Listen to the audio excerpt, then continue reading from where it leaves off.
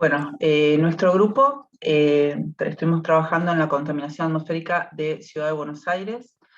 Digamos, lo que nosotros hicimos fue tomar los conocimientos previos, que ya desde los años 90 se comenzó a hacer estudios acerca de los contaminantes de la Ciudad de Buenos Aires, contaminantes atmosféricos, y con esos datos nos propusimos analizar a partir de datos actuales.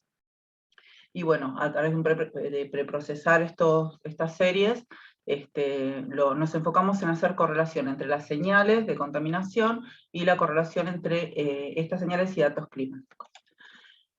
La preocupación sobre la contaminación atmosférica fundamentalmente está enfocada en todo lo que tiene relación con el deterioro del ambiente y la salud de las personas. Fundamentalmente considerando el aire como un recurso necesario para la sustentabilidad del planeta, ¿no? El tipo de efectos que se pueden considerar son efectos globales, como la generación de gases de efecto invernadero, y los efectos locales, que es más que nada en ese tipo de escala en la que nosotros nos estamos enfocando, ¿no? Que tiene que ver con los efectos sanitarios, la salud sobre la población, efectos ecológicos, fundamentalmente en la Ciudad de Buenos Aires sobre la flora, y efectos materiales como la corrosión de algunos materiales en la ciudad. Los conocimientos previos se enfocan o se enfocaron o alcanzaron como conclusión,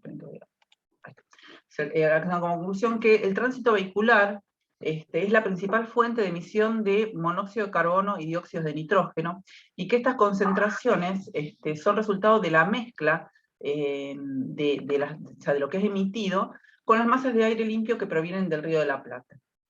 Las concentraciones, además de estos dos contaminantes, se correlacionan durante todo el tiempo de medición, y hay una ausencia de correlación entre estos gases y las partículas, el material particulado de menos de 10 micrones, que presenta un efecto importante de resuspensión. O sea, las partículas que se encuentran en la atmósfera provienen, además de las fuentes de emisión, de la resuspensión digamos, por el viento, ¿no? De lo que se encuentra en el suelo, en el desgaste de las cubiertas, etc. Además, también se sabe que la velocidad del viento, cuando es relativamente alta, diluye la presencia de estos contaminantes, sobre todo de los gaseosos, y que esta situación cambia bastante cuando hay baja velocidad del viento, dando lugar a un efecto que se llama memoria del día anterior, donde se produce un efecto acumulativo en la concentración, sobre todo de los contaminantes gaseosos, como es el monóxido de carbono y el dióxido de nitrógeno. Estas contaminantes a su vez son muy bajos durante la noche y se incrementan a partir de las 7 de la mañana, con 2 picos durante la mañana y durante la tarde. El propósito entonces del trabajo que nosotros hicimos fue analizar factores asociados con la localización de estas tomas de medición de los contaminantes y eventos climáticos que influyen en la calidad del aire en la Ciudad de Buenos Aires en los años 2018 y 2019, que fueron los dos últimos años de normalidad, ¿no es cierto? Porque bueno, después con la pandemia ya el tránsito se modificó mucho. Bueno, como datos de calidad de aire, la Ciudad de Buenos Aires pone a disposición los datos de monóxido de carbono, que es producto de la combustión incompleta, como partes por millón, en promedio móvil de 8 horas.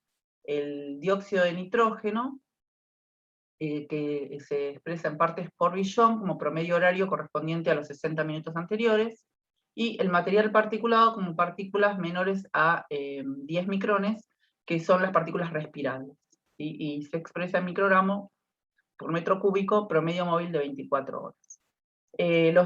A partir de los datos del Servicio Meteorológico Nacional obtuvimos los datos de temperatura, de humedad y velocidad del viento. La red actual de monitoreo en Ciudad de Buenos Aires se constituye de 3 puntos de monitoreo en Avenida Córdoba, que es Avenida Córdoba y Rodríguez Peña, Parque Centenario y La Boca. Las características de estas 3 zonas, además de tener diferentes niveles de actividad vehicular, también tienen diferente zonificación. Por ejemplo, Avenida Córdoba tiene un alto nivel vehicular y es residencial comercial. Parque Centenario tiene un nivel vehicular medio, también es residencial comercial, mientras que La Boca tiene un bajo nivel vehicular, pero su característica es que es residencial industrial, o sea, está incluido en la cuenca baja Matanza-Riachuelo. Bueno, acá nosotros comenzamos como hicimos un preprocesamiento de las señales, que Manuel nos va a explicar cómo lo hizo. Hola, ¿cómo andan? Bueno, sí, yo voy a hablar un poco de los datos en sí y del preprocesamiento que le aplicamos para después poder analizarlos.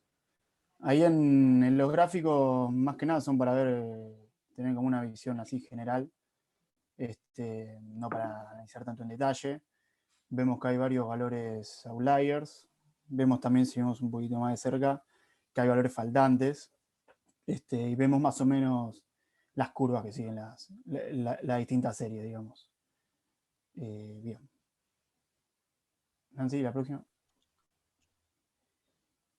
Estos también armamos unos boplos de las 9 series para ver un poco más la distribución. Vemos que siguen en una línea, son muy parecidas las 3 series.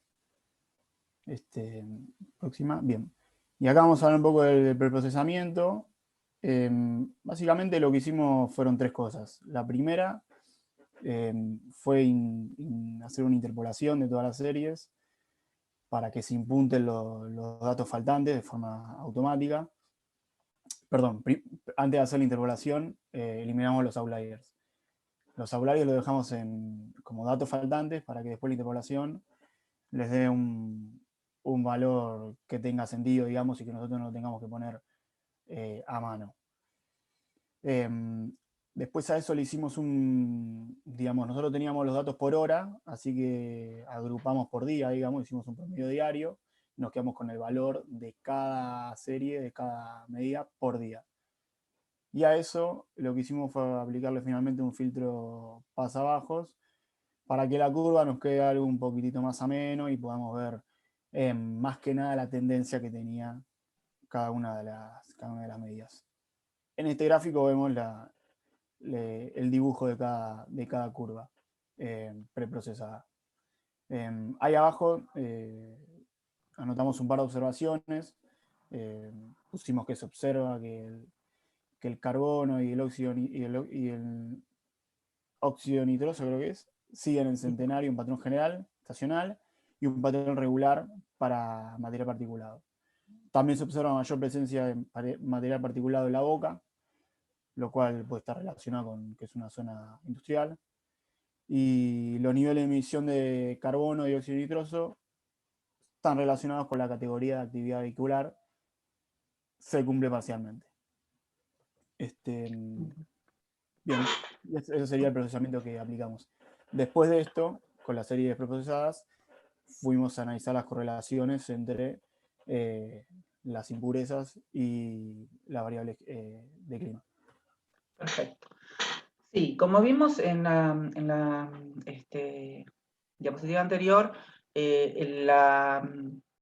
digamos que Parque Centenario fue la señal, a ver si la vuelvo, sí. Parque Centenario, como vemos, es la señal que es más regular.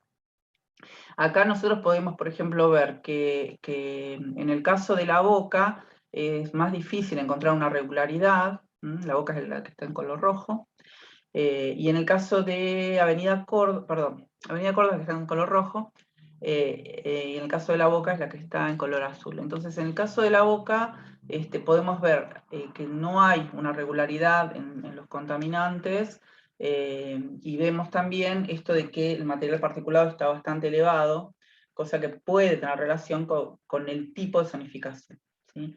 Y en Avenida Córdoba, que es la señal roja, vemos que tampoco hay una regularidad, y bueno, después podemos discutir qué puede estar pasando ahí.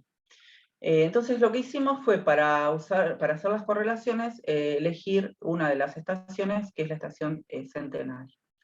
Además, porque consideramos que esa estación es más representativa del efecto de la actividad vehicular en la ciudad.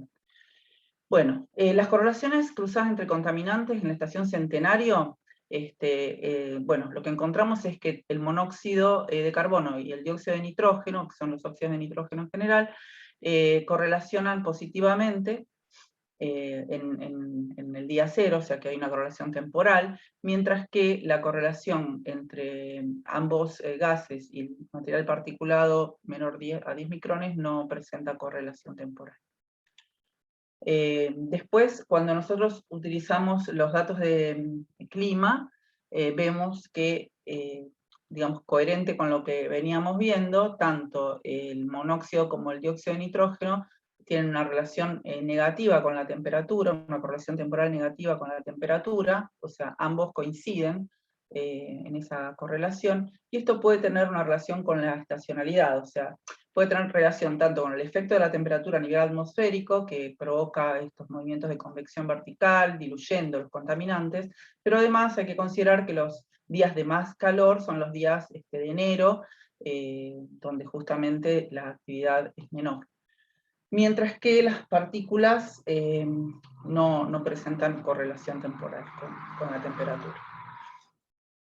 La relación entre la humedad y la calidad del aire en este caso, también vamos a tener la misma respuesta para ambos gases, tanto monóxido como dióxido de nitrógeno, donde vemos una correlación temporal positiva con la humedad. Esto puede tener relación con dos cosas, que los días de humedad no hay viento, o sea que puede ser una medida tal vez indirecta, pero también la humedad genera situaciones atmosféricas que favorecen la acumulación de gases contaminantes. Con la material particulado no se encontró una correlación temporal, yo pensaba que sí, porque en los días de humedad también al haber menos viento, las partículas están, digamos, hay menos resuspensión, pero bueno, eso no lo encontramos.